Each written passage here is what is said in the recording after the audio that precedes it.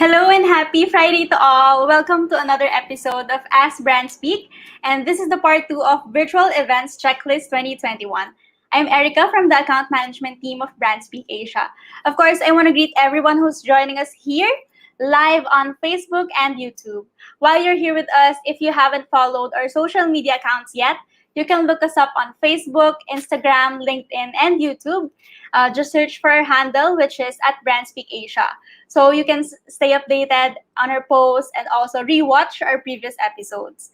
We are also offering a free 10-minute brand consultation. Just type in the comment section, I want 10, and one of our team members will get in touch with you after this talk.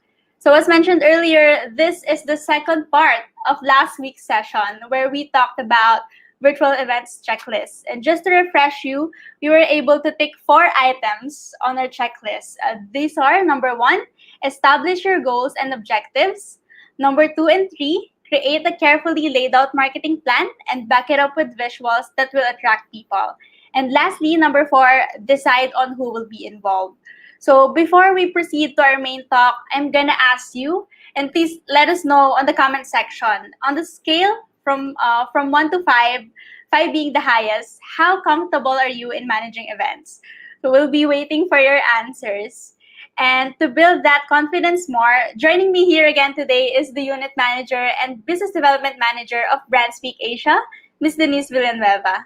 Hi, Ms. Denise. Hello, good afternoon, everyone. How are you all doing? We hope that Thank you, you're well. Erica. All right. Let's proceed to our first question. So, what do you think is the main challenge event planners are facing in this season?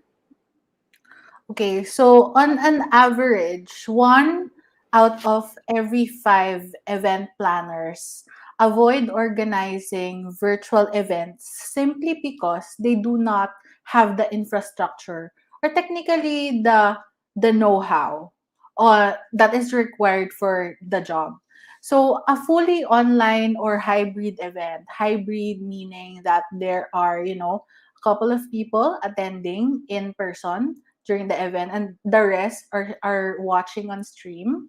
They have several components to take care of. That's why we're doing this, checklist, right? So right from creating an optimum content flow or your program flow, what are the topics there? So, and planning an effective attendee engagement strategy, because that is also one of the biggest challenges that virtual event organizers face at the moment on how they will keep their attendees engaged and selecting the best event tech platform or streaming tool and quick troubleshooting. So imagine there are a lot of things that you guys have to take care of as an event planner. So having an access to the necessary technical expertise is very much needed, or it is essential for recreating the live event experience that people know and love. Okay, so I am also seeing here, the confidence level. It's good that there are fours here, but Yes. in terms of managing virtual events, there are still challenges as we are talking about. So how do we address this?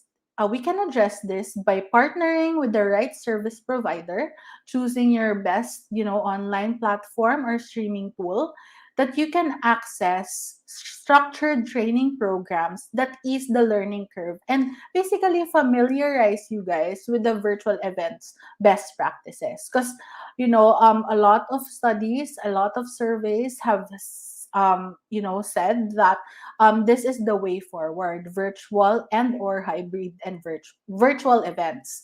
So when it comes to virtual events or meeting, tech related issues can have a big impact, right? So that is why another thing that you have to put in your list is this: do a technical run through prior to the event.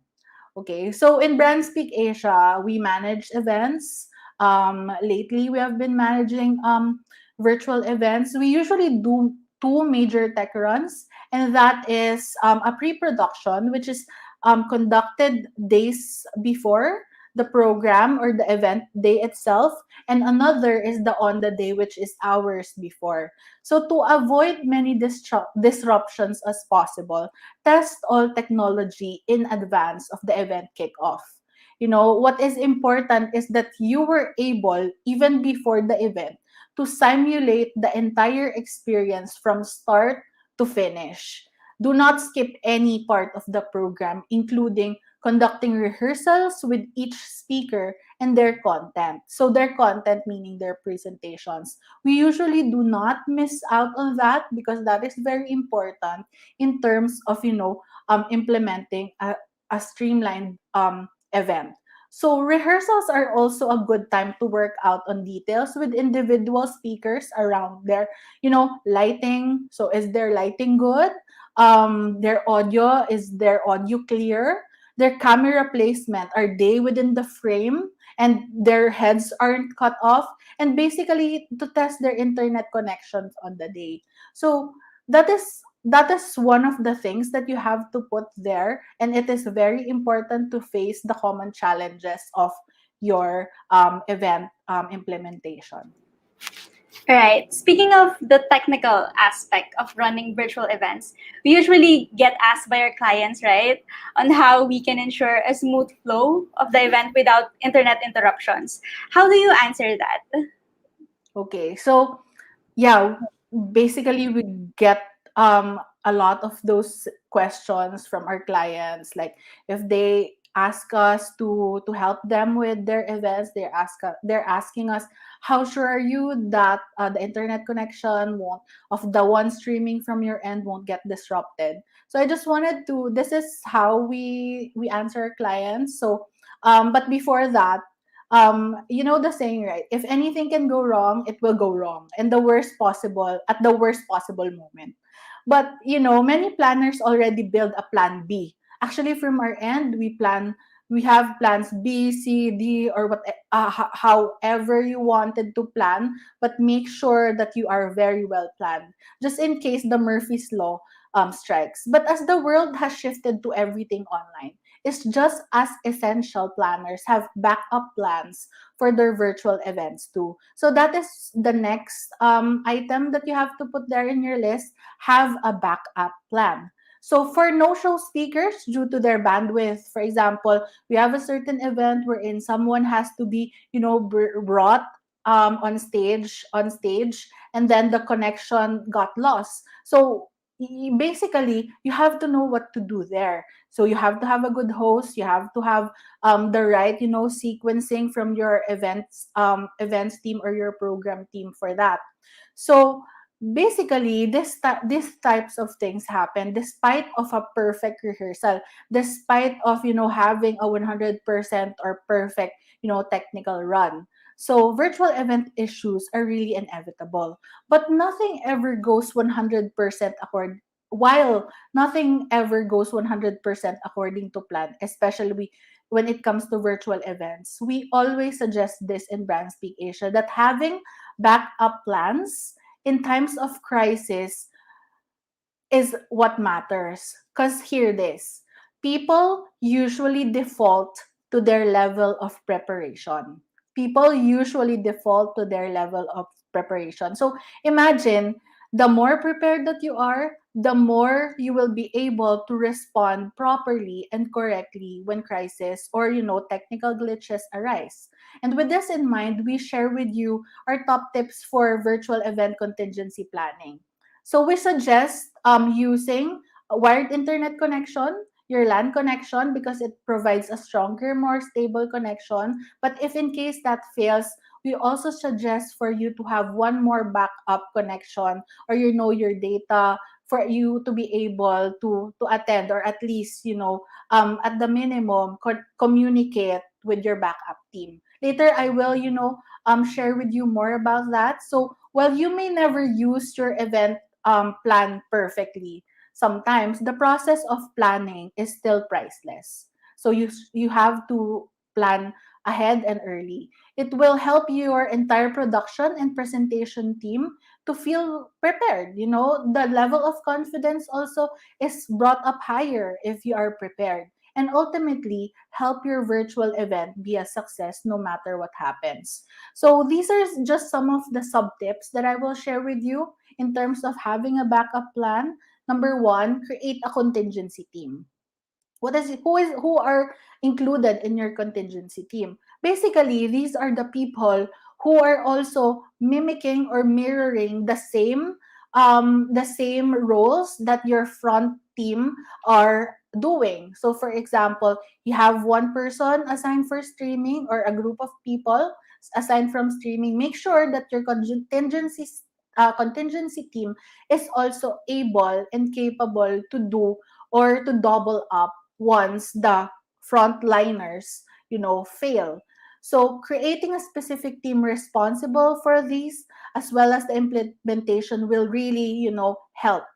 And the second is plan for common mishaps. So think ahead, as I mentioned earlier, to all these possible scenarios and prepare contingency plans for how you will able to, um, address them. Something unexpected happens.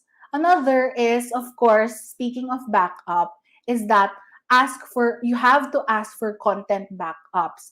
These are for your speakers. So it's smart to work with speakers to provide copies of their presentation ahead of time. Well, on some cases, they tend to at the last minute send over their decks or presentations, and that is okay, but still it would help you in times of these mishaps to have your own copies of their presentations. So, or in case of important session contents, you can do pre-recording of presentations. Planners then have the time to upload the copies of the presentations on the other landing pages or pre-recorded videos like on Vimeo, on YouTube, and if you're streaming from Zoom, if they have the file, your program team has the file, they'll go easy on playing it right away in case there is a last minute issue that requires switching to another platform. So basically, those are the things that I want to share with you in terms of having a backup plan and how important it is. All right. Thanks for that, Misty. This is just getting more and more exciting. And I'll pull up my question earlier. On the scale of 1 to 5, 5 being the highest, can you share with us how comfortable or confident are you right now as we share with you this checklist in doing virtual events? Let us know by commenting. And to those who just joined, make sure to follow us on our socials on Facebook, Instagram, LinkedIn, and YouTube at BrandSpeak Asia. And a reminder also that we are offering a free 10-minute brand consultation. Just type in the comment section, I want 10, and one of our team members will get in touch with you after this episode. Now, we go on the day of the event. Everything's been scheduled and set. How do you increase the engagement in your attendees? So to answer that, basically, you have to add this to your list. Integrate your social media to share real time takeaways. So, that is very much important. With most events happening online today, engaging the audience by asking people to raise their hands, or make some noise is not very practical at this point. So, imagine a group of 300 or even 100 people, raising their hands all together and making some noises. So that is not very practical in terms of virtual events. That is why on some platforms, they have your ticking the symbols instead or clicking them so that they will be able to know to get across what are they wanna say. Like for example, if they want to raise their hands, they can push a button for that. If they will just do heart emoticons or emojis there, that is possible. So that is how virtual events work at the moment. So instead of those things, raising of hands and making some noises, why don't you include live polls and questions to generate feedback, provoke discussion, and with a social wall, we call this a social wall wherein there are interactions on your specific social media platforms that gives your audience the recognition or provide them with an avenue to ask questions or react to whatever is happening. So to truly leverage your engagement rates, Remember that your audience is not limited to the people who are attending the event itself. You have to, bear in mind that since this is online, there are a lot of opportunities for those who cannot make it on that said schedule to do a rewatch or a replay. There are always those who couldn't make it, and they would love to be part of an event somehow. So basically, you have to have your social wall backed up with, engaging questions, polls, or activities for you to have, awareness, or for you to have an avenue of communication for your specific event. A great way to engage with both groups is by live posting your event on your respective social media platforms. That's why you'll be able to share your own content, your quotes from the talks, background information about speakers, and reshare content from attendees and speakers using the event hashtag. So, as we all know, right, and it's very native at this point, hopefully, that in every event that planners and your client, you both have discussed about your event hashtags for it to be also searchable easily, and for you to be able to identify your event easily as well. So use this opportunity on doing or maximizing your social media platforms during the event in engaging with your audience through reacting or posting. So basically that's part of my list if I prepare for an event. All right. Before we go to our last question, we have one question from the comment section. So, as an event manager, what do you recommend better, live or pre-recorded speeches? For me, what Mhm. I would recommend based on the technicalities and minimizing the risk of internet connection from the other end, sometimes for speakers and of course sometimes from the platform. So we would still recommend doing pre-recorded speeches this way that it is in a video file already.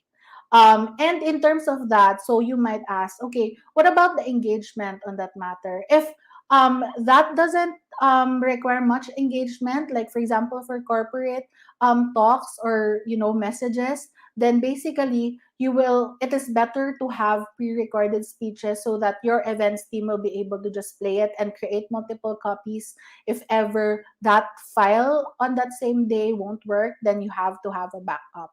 So and also in terms of your engagement, for the pre-recorded speeches, this is why from the last meeting, we were able to discuss with you how you're gonna build your team, and that includes engagers. So with that, while that video is playing, you can still solicit insights. You can still, take note and post on your social wall what is happening, even if it is not, being done live. All right, let's wrap up the event. And since most, if not all, were done virtual, we know how important it is to have a feedback system, right, in everything that we do. As an event manager, what should people take note of in getting event evaluations? Okay, so since you have already wrapped up your event, no, so you're exhausted. You're exhausted, but you're happy and fulfilled because finally, after many months or even days or weeks that you have been preparing for it, you're done with your event. But you're still curious. Siguro after that event, you might ask yourself, what did your attendees think about your event? Like, how about your other stakeholders, like your sponsors? Were you able to provide them with your promised mileage? And are they likely to support your event next year if, for example, this is a recurring or an annual event?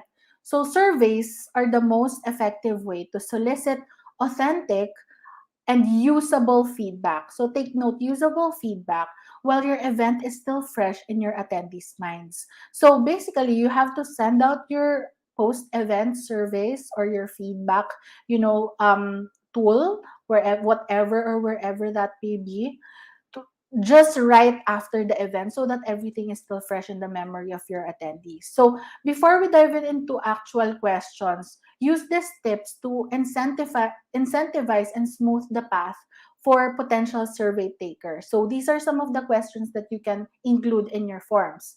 Like, for example, number one, overall, how would you rate the event? That is very much, um um the usual question that's being asked, but that is helpful for you to gauge where you're at in terms of your performance. The second is, which elements of the event did you like the most? This is important to know for event planners or even brands or companies doing or implementing events, because this um means that the activities, the segments of the program are the things that you can, repeat for your future events. So because you have found that very much, effective. Another question that you can ask is, how did you learn about the event? So as they have done their registration, um, at the start of the event process, you will have to know which platforms or which tools were effective during your registration sign ups or your sign up process. So basically, for example, a lot have answered, I have seen your event poster or your publication material on Facebook. So you will see that, for example, 80% of the people have seen it on Facebook. Then you will know where to invest your budget or even your efforts in inviting people in the next round of events that you'll be having. Another question that you can ask is, do you see this event having a positive impact on your business goals? So remember on the first item on your list that you have to set or establish your goals and objectives. You will see here on how the attendees have answered that question by, knowing if you have also hit those markers that you have listed down for your own. And also, of course, if it is a corporate event, they are looking for something that will benefit them. So that will also answer your question on how helpful and how effective or how relevant your topics are for your specific event that you have recently concluded. Another question, and we still have like two questions here. Is there anything you would have done to make your event experience easier or more convenient?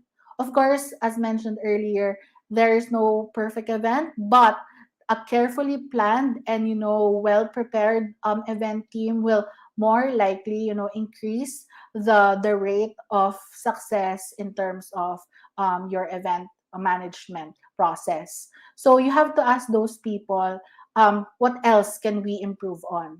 And lastly, do you think the event met its goals? So going back to the goals and objectives, so that will be more likely to envelope everything that you need to know about your attendees on how they think about what just happened. So those are just some survey questions, and you can specifically, of course, add there. You might want to add some demographics so that you know, like, which age group is more likely to attend for your next year, or are you relevant in terms of your topic for that certain area of the event. So yeah, I think that's what I will put on at the last of my list in terms of um, evaluation. All right. Thank you for that another informative episode about virtual events, Miss Lee. I'm sure our viewers enjoyed and actually learned from last week's and today's session. Know that you can always rewatch our previous episodes where we talk about digital marketing, events, branding, influencer marketing, and also design development. And just to plug also, join us on our next digital marketing bootcamp with British Chamber of Commerce on September 14 to 15. Just check the details on BrandSpeak Asia's post. All right, let's recap right now the additional items on our checklist. So number 5 is to do a technical run through prior to the event. Number 6 is to have a backup plan. Number 7, share real-time takeaways on your social media platforms. And number 8, evaluate the event. Of course, we hope that all of you are now more confident in doing virtual events. And thank you for joining us. Don't forget to follow us on our socials seen below. That's at BrandSpeak Asia on Facebook, Instagram, and YouTube. Thanks, Miss Lee. Happy Thank you weekend, so much. everyone. Thank you, everyone. Thanks, Erica. Bye. Thank you.